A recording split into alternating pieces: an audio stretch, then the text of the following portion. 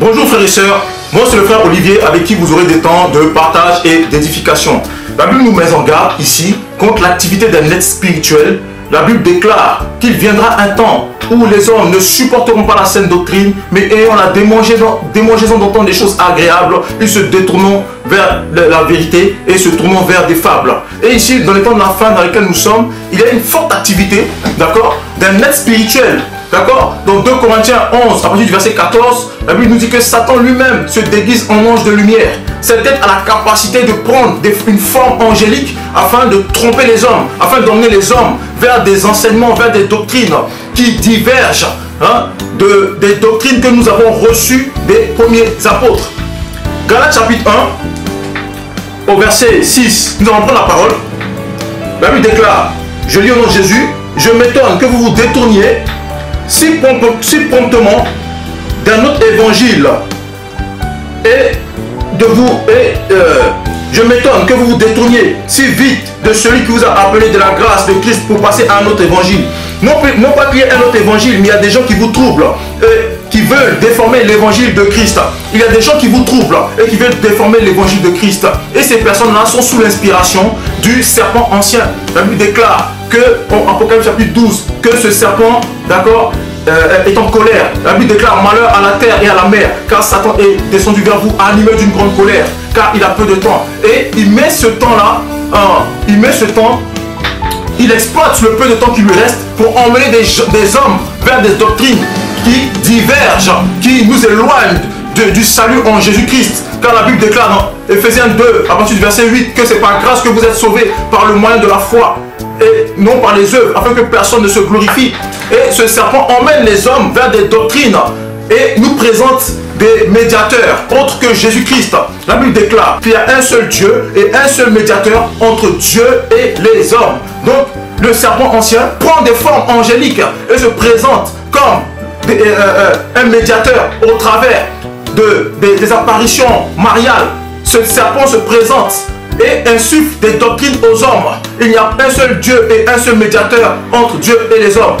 Et en dehors de Jésus-Christ, il n'y a pas d'autre médiateur, car il est le seul. La Bible déclare dans Hébreux 9, à partir de verset 11, qu'il a traversé le tabernacle plus grand et plus parfait.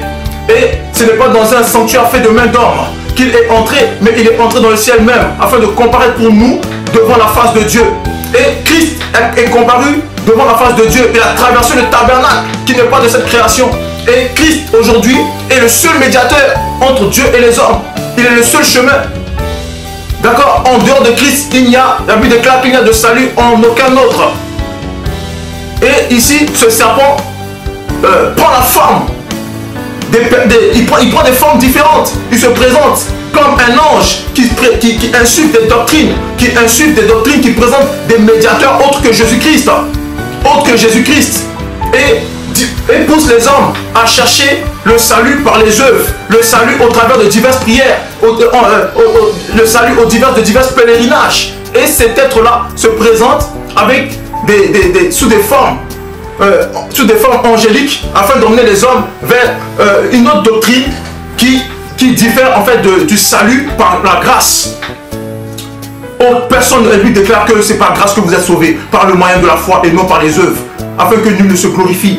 Oui, tu ne seras pas justifié devant Dieu par tes œuvres, par tes pèlerinages. Tu ne seras pas justifié devant Dieu en allant à Lourdes, justifié devant Dieu en allant dans le pèlerinage dans certains pays arabes. Tu ne seras pas justifié devant Dieu par des rites, par des prières, par certaines prières que tu multiplies par des vaines paroles. Tu ne seras pas justifié devant Dieu par la loi, en sacrifiant des moutons, en faisant couler le sang d'un animal, car Christ a accompli le sacrifice plus grand et plus parfait.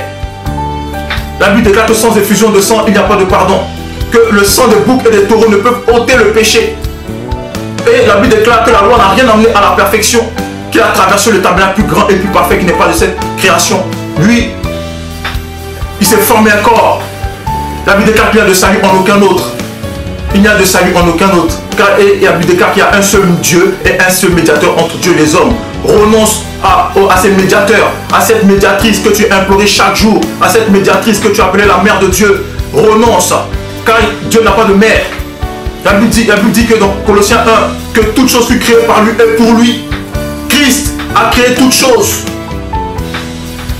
Et la Bible déclare que toute la plénitude de la divinité habite en lui. En dehors de lui, il n'y a pas d'autre Dieu. En dehors de lui, il n'y a pas d'autre médiateur entre Dieu et les hommes. Il est à la fois Dieu et Fils de Dieu. La Bible déclare dans Philippiens 2, à partir du verset 5, qu'il n'a existant en forme de Dieu, il n'a pas regardé son égalité avec Dieu comme une proie à arracher, mais c'était lui-même dépouillé en prenant une forme de serviteur, en devenant semblable aux hommes. Il s'est dépouillé de sa gloire. Oui, il s'est dépouillé de sa gloire, mais il est Dieu. Il n'a pas regardé son égalité avec Dieu. Personne n'est égal à Dieu. Et il s'est dépouillé en prenant une forme humaine, en devenant semblable aux hommes. En dehors de Christ, il n'y a pas de salut. Et il y a un seul médiateur entre Dieu et les hommes. Dès l'instant où tu te prosternes devant un être humain, devant une statue, en cherchant le salut en dehors de Jésus-Christ, la Bible déclare que tu seras jeté dans les temps de feu, dans les temps ardents de feu et de soufre, car il n'y a de salut en aucun autre. Répands-toi de ton idolâtrie, répands-toi de la séduction, d'avoir accepté la séduction du serpent, et viens à Christ, car il est le chemin, la vérité et la vie. Shalom.